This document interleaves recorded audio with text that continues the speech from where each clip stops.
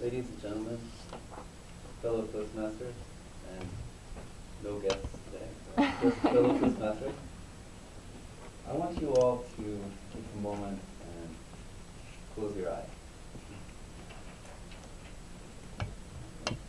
Please close your eyes. Now I want you to imagine Christmas. Now imagine Christmas with no tree, no lights, no candles, no food, no drinks, no parties like the one we'll have tomorrow, and no Santa Claus.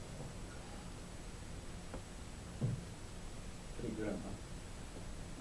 Please open your eyes. Well, actually, you probably weren't able to imagine Christmas without all those things, because I named all of them, and you're all familiar with these. These are part of the tradition and culture of Christmas. And we're all familiar with them, even though we have very diverse backgrounds. Now, Santa Claus is called by many different names in different parts of the world. In Brazil, he's, I think it's Popeye Santa or something like that. And in Bulgaria, he's Father Christmas. In South Africa, he's, I think, Sinterklaas. There are various names for him, and he's known throughout the world. Now, even though Christmas and Santa Claus may have come from Western culture, may have come from Christianity or pagan backgrounds, he's known to all of us. It's part of our international globalized culture, even though we may interpret it in different ways. So, when children hear about Christmas and hear about Santa Claus, they are immersed in this environment, this cultural environment, where Santa Claus is an essential part of this time of year. All their friends will be talking about Santa Claus, talking about the presents they receive or hope to receive. So, to discourage belief in Santa Claus at this time cuts off children from their cultural and social environment at a time when we need to encourage their social development, rather than them being felt like they've been left out or locked out by their peers. And Santa Claus himself, he represents not just Christian values or pagan values, but universal human values that all people, regardless of their religion or background, can relate to. Santa Claus is this kindly old dude, right? He's loving, he's giving, and that's what he represents. He represents these values of sharing, giving, loving, that all people can relate to. But children, at a young age, may have a difficult time understanding these abstract concepts, these values. But children at that young age of, say, 5 or 6 years old, they understand the world in terms of myth, in terms of stories. And that's exactly what Santa Claus is. He's a myth. He is the story of these values, these universal values of love and sharing, caring. And that's how children can understand these values and relate them. Pretty cool, huh? Now, so to say that Santa Claus exists is not quite a lie. It's saying simply that these values of love, sharing, and caring exist. And the way children at a young age can understand it is in terms of that story, the Santa Claus story. There was a researcher at Cornell University who took a group of 500 children, and they were at an age where they had learned that Santa Claus was not a real person. And he asked these children if they were angry at their parents for having deceived them and told them that Santa Claus was a real person. Not one of those children was angry at their parents. Not one. So, in fact, what they gained from that experience is that they felt a sense of maturity and that they had grown up in some sense, that they were younger than their younger brothers and sisters. And that's exactly appropriate, because Santa Claus is appropriate for that level of thinking of children when they're at the mythological stage. And when they move beyond it, it represents they've grown beyond that stage and now are ready for other developmental challenges. So in sum, I believe Santa Claus, because he is everywhere, he must be acknowledged when we talk to our children. And because he represents universal values that we can communicate to our children through the Santa Claus story, that we should, in fact, encourage the belief in Santa Claus. Thank you.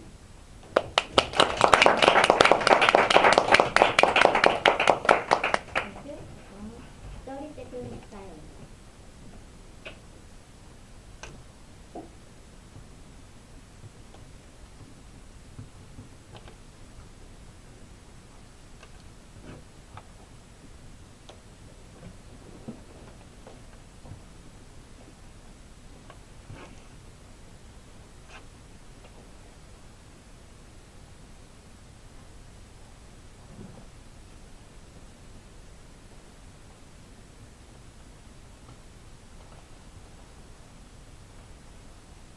Now let's hear opening argument from Cards.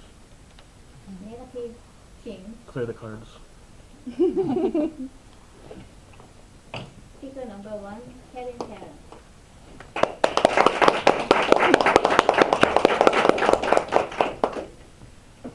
Members of Area 50, Madam Contest Chair, let's examine critically the issue at hand.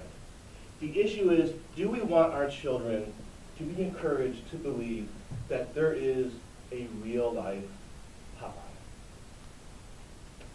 And the answer is no. Do we want our children to actually believe that there is this middle-aged, one-eyed guy with, he's just so weak, and he takes one can of spinach, and he gets the superpowers, and then suddenly, boom, beats the crap out of Bluto? I'm sorry, Santa Claus. Because apparently, it's less absurd for us to teach our children that some fat dude who lives at the North Pole travels around the world in a single night using reindeer as headlights and entering the house of every good boy and girl. Apparently, this is less absurd.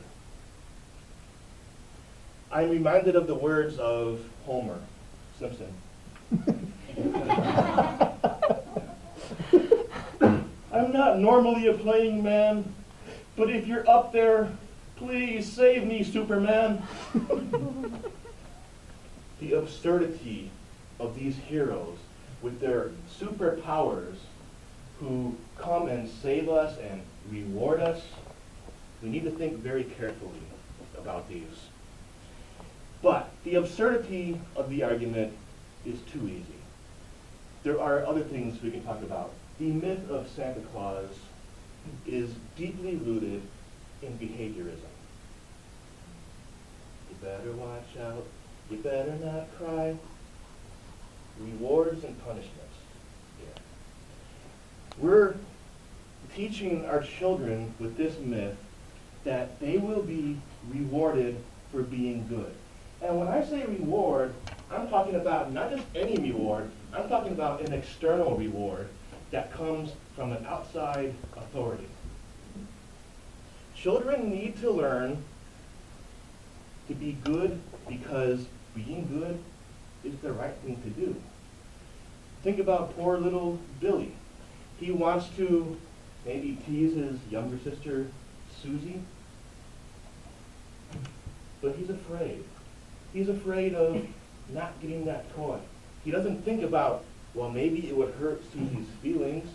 Maybe it would damage her trust in me. Instead, he's concerned only with getting or not getting a toy. Because in the Santa paradigm,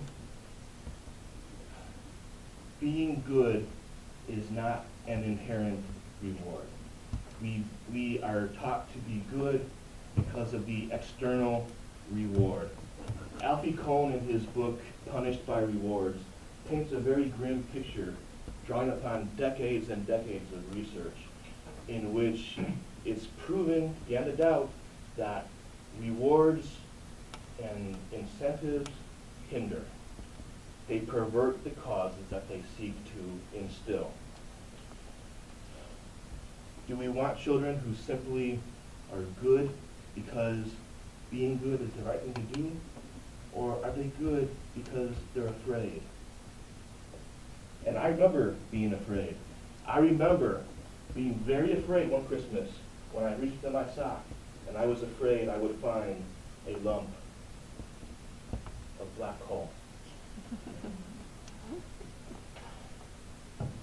Members, I've given you 3 reasons. These are the ABCs of why I'm against propagating the myth of Santa Claus. A, it's absurd.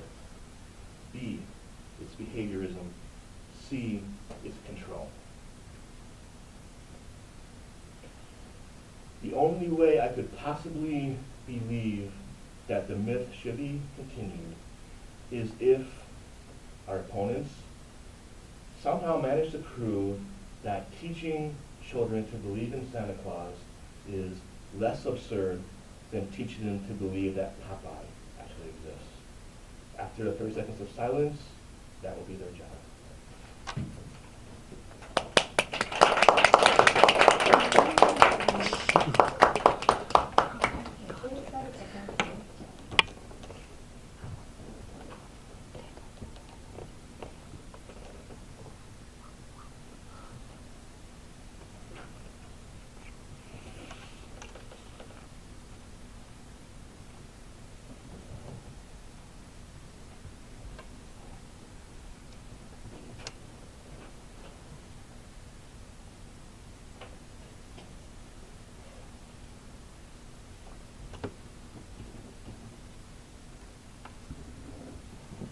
Okay, now it's time for second speaker. Second speaker can introduce new ideas, or if you take one speaker number 1 as let's welcome speaker number 1, Ina. Okay. If you did a good job, well, you can get, if you did a good job, I can give you a present. So if you are not a good boy, I can give you any present. We usually say this one, right? Like a fellow member and Madam Toastmaster. Well, oh yes, I'm one of teacher. I'm the elementary school teacher. As an elementary school teacher, I was homeroom teacher for first graders. They're really, really young kids. They're real children. So they easily believe anything. Also, they think their teacher is kind of the God. So she can do anything, she can do everything. Well, Kevin told you Santa is absurd. Yeah, that's right. But for our children, we can give them kind of very, very fantasy and very, very fancy stories for make them grow their imagination and their fantasy. It's really good. They can be very creative. Also, the second one, behaviorism. Yes, behaviorism is not good, but oppositely, some of behaviorism is very, very essential to teach children as a teacher or as a parent. And how can I say that? Santa looks a kind of superpower. The superpower is really, really good for our life. Whenever we have some difficulty, we believe some superpower, such as the God or by myself, whatever. So make them believe the Santa. It makes them pray when they are very, very in bad situation. So I think it's a kind of good idea. Also, the Santa, the presence of Santa, it's a kind of it can be a kind of conscience for them as a human being. So even though it looks like a behavior and it looks like a kind of reward, but it can be a conscience by themselves. Also, the third one, control. Yes, controlling is very, very important. To control 30 students in one class, it's really, really hard. So as a teacher, yes, it's the ideal thing. Kevin's idea is really ideal. They can control by themselves, it's really good. But it's really hard. So sometimes we can give them some reward, and sometimes we can scold them. So I think Santa Claus is really good. Also, it's really education. First, the first idea is it can make them more creative. And second, as I told you, we can give them a kind of positive idea using Santa Claus's theory. As someone told you, it's kind of, he's always the mascot of love and giving something to others. So it can be a positive idea for the children. And third, well, at the very first part of today's meeting, I wrote down my memories, right? I wrote a letter to Santa, but the letter was disappeared, and suddenly I got a present that I wrote it on the letter. It's a kind of very small thing, but still I can remember. Well, when I was 6th graders, I could know that there is no Santa Claus, but anyway, still it's a kind of good memory for me. So I think we can encourage children to believe Santa Claus, to make a Merry Christmas. Thank you.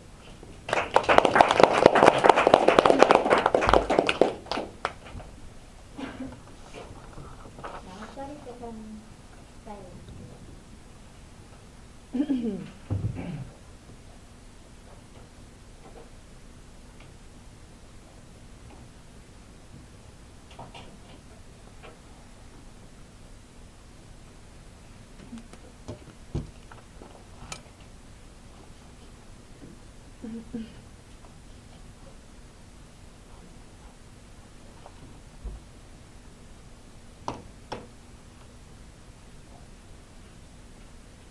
Now let's hear from Canteen, speaker number 2, Claire.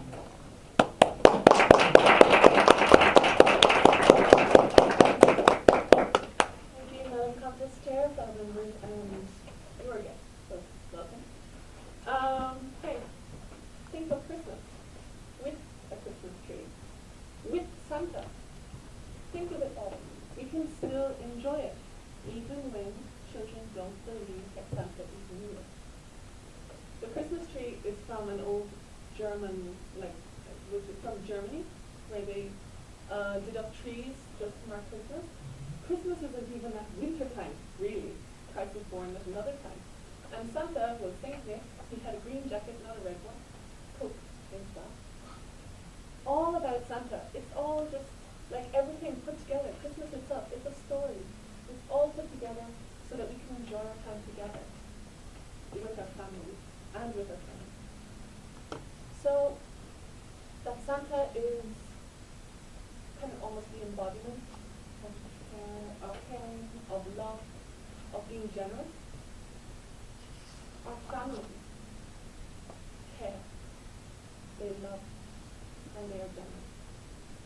Why does some strange guy who jumps down your chimney, eats your food, looks at your children while they sleep, why does he get all the credit for the presents, eh? Why can't the father or the mother, and both, who work so hard, why don't they get the credit for the love from their children? So, I think that in terms of children's social structure in school, yes, definitely. They all believe in Santa together, and it's true. Why do they all believe it though? Because their parents tell them it's true. Why do their parents tell them it's true? Because it's easier to control the children. Oh my God, if you don't do that, that other person will give that to you. If you don't do that, that other person will give you a lump of coal. I won't do the bad thing.